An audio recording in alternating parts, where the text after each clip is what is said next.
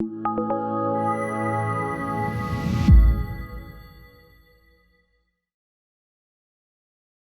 hello everybody and welcome back to I/O Scotfest. We're heading into the end of our first afternoon here in Edinburgh and we've got a little bit of a fireside chat coming up. Now some of you may know Josh Miller as that NFT guy. He is actually the VP of Partnerships at CWorld, and he's here to talk a little bit more about one of the great successes within the Cardano ecosystem. So Josh, thank you very much for joining us this afternoon at Scotfest.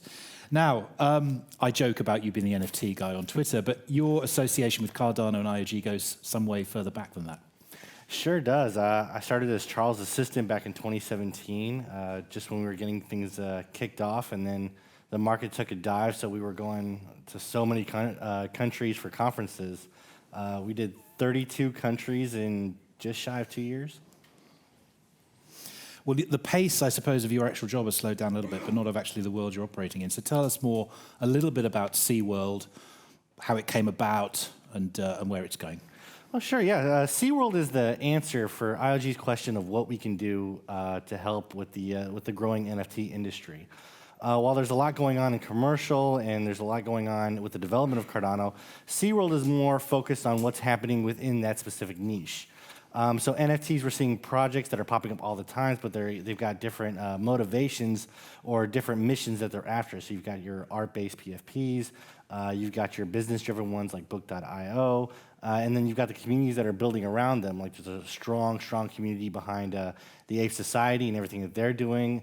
And you've got services that are starting up, like we've seen with Endmaker, we've seen with the Ape Society and the Factory, Ada Anvil, a whole bunch. So it's really an ecosystem evolving within an ecosystem of Cardano.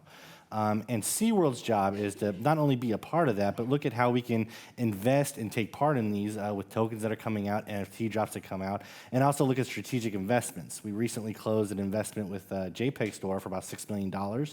And the way that the CWorld ecosystem is formed and function is that we're looking at investments in all the different fields of Web3 and NFTs as well. So we're looking at metaverse plays, media plays, film, TV, music, and also IP capture. So what can we help to deliver? But while we do all this, we also think of how we can work with the community as well, bringing in partner projects, bringing in collaborations that are with partners like we saw with Clay Nation and Snoop and Champ, and how can we bring these in a way that's not going to stagnate the NFT community, and it's not going to call so many things being a cash grab, but it's actually a collaborative effort where everything moving through CWorld has a pride and a purpose that's going to actually benefit instead of take away from the projects that are out there. Now, obviously, you were a very early advocate of NFTs on Cardano, particularly, but more generally as well. It's still a relatively immature space, even though it's moving incredibly fast. How do you really see it evolving over the next 6 to 12 months or so? You know, we're seeing a lot of rug pulls getting identified, so people are getting a lot wiser to what they're looking for when it comes to tokenomics, when it comes to release and drop. And with that awareness growing, we're seeing more moves outside of just NFTs themselves as drop, repeat, drop. And we're seeing more innovations and investments coming along. Like I mentioned earlier, Book.io has investment from publishing houses and others to actually take their businesses mainstream and actually start to service clients and major businesses out there. So that's what I see for the NFT industry. It's going to start. It started off as a niche within the Cardano community itself. You had SPOs, you have NFTs, et cetera, et cetera. And within that ecosystem that's developing is going to start coming out with sub ones. Sub being what they're doing and what they specialize in and how NFTs can benefit that. So we're going to see NFTs in supply chain. Sony just recently released a patent that is obviously pointed at NFTs. So we're going to see more and more coming up in gaming, metaverses, and interoperability. I mean, NFTs is one particular area of blockchain and crypto that is particularly tribal. I think it's probably a more friendly, fun, creative kind of tribalism than much of the stuff we see elsewhere in crypto. But what's your perception of where Ethereum are now and where Solana are? We're obviously kind of traditionally the two leading NFT platforms after Cardano. How do you see them evolving, and do you think there's going to be a difference in the way that Cardano evolves in the NFT space? You know, I actually see the walls collapsing between blockchains. Thanks to efforts that I've seen in the Twitter community, like Wob and Farmer Nash, we're seeing people cross the picket line where it's not so much becoming about which blockchain is it on, that's all that matters. People are looking at the product, people are looking at the project itself, looking at the founders, looking at the mission, and looking for things that they can relate to and get behind. So we're starting to see those those lines blur a lot. But with Ethereum and Solana and others, they're growing in the pace that they have been. But Cardano is learning lessons because we're a latecomer to NFTs as it is. So we're always looking out at royalties. That's a major discussion going on right now. How we can protect creators, how we can protect users, and also how can we avoid monopolies and decentralization like you see commonly in Ethereum. Now, one of the things, obviously, we've also seen, and you referred to at the beginning, is we have seen NFT projects that are very celebrity-driven or very mainstream brand-driven and maybe fail to kind of deliver on the promise. How do you see those big brands and those celebrities kind of evolving how they work with NFTs and their offerings? I was very interested to see that Nike recently launched effectively an NFT marketplace, but they didn't mention NFTs or blockchain or crypto once. How do you kind of see these mainstream brands continuing to show up within this space? Well, you know, with brands and mentioning things like blockchain and NFTs, there's really no need to. You know, that's a lesson we can learn from Instagram, Meta, and all that, is that they really just call them collectibles. Add your collectibles, show your collectibles, et cetera. And that's what these major brands are going to do, because it's not about appeasing just the Web3 community that is. It's about adoption of their current fan base. Nike has a huge fan base, okay, and they have all these, you know, contracts out there with major players, major sports shoes, Jordan shoes, et cetera. And the ability to capture those fan bases, reinvigorate them, and bring them into the digital age is something where brands are going to have to learn to do crossovers between physical and digital.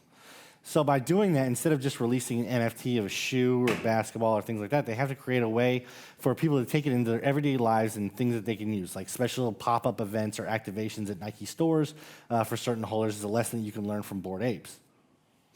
I mean, another thing we're also seeing, obviously, at the moment is tremendous market turmoil and turbulence. We've obviously seen a lot of stuff going on in the last couple of weeks.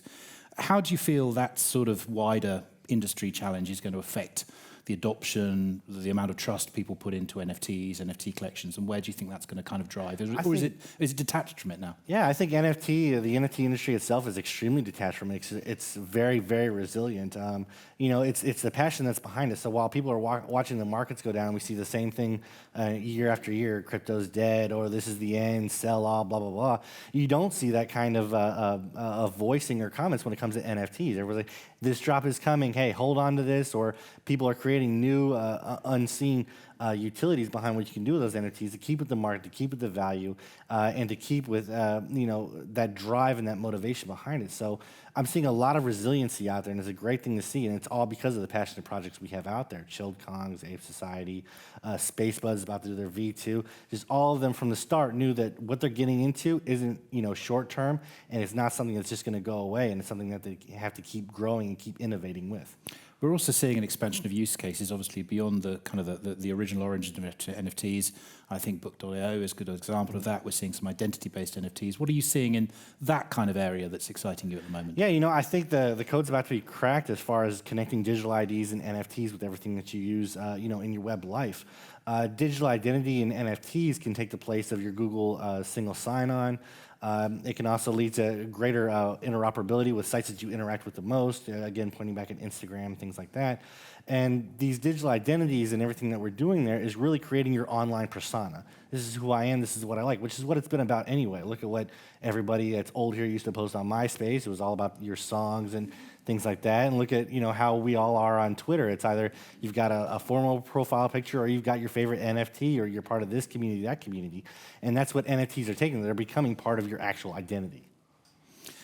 We'll try and catch up with a little bit of time here. So just a couple more questions. Gaming and NFTs, traditionally oil and water, but you're trying to do something different with that, aren't you, with Crypto Bison?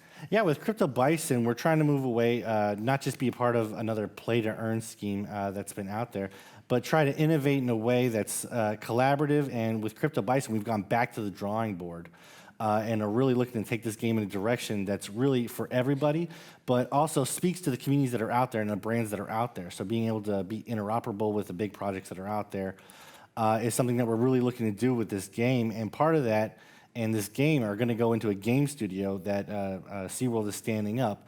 And that way these games and these projects are going to be able to live throughout and touch people and be around environments that they normally wouldn't have or teams aren't big enough to scale to yet. So it's a lot wider reach and it's a way to cross mainstream gaming into the Web3 world, and it's kind of leading down the rabbit hole. And that's something we're really excited about and working on this and having it on the drawing board. Last but not least, Josh, you've always been a tremendous advocate for NFTs within Cardano. You've now got a new role. How is your role going to evolve, and how is it going to change, and how can the community get in touch with you if they want to talk to you? You know, a lot of it right now is just putting together CWorld, what it is, what it does, and really structuring it out. So internally, I'm fighting that battle of getting things situated in certain places, and part of that are the strategic investments that we're making, not just with JPEG Store, but with others that come along and have potential, metaverses, media, film. And then on the other side is also, as VP of Partnerships, I'm training up my business development team. They're called Project Panda. And also, I have a business developer on payroll named Zach Polak. And he's the one that's also helping to communicate and help to build those bridges with the community. I've got him started right now with integrations and partnerships for Lace Wallet.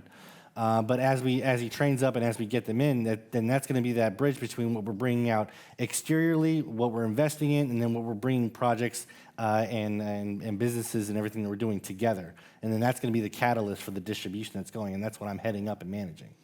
Josh, good luck with the new role and the new venture. Thank you very so much. Thank you. Yeah, CWorld now has a website as well. Yes, yeah. of course, and I think we're going to share that in the YouTube link, c-world.io. You got it. Yeah, Go it's check up it and out. running. Okay. But there's a lot of work to do on it. We just wanted to get something up and running, and you can reach me on there. It's got the team on there and our emails.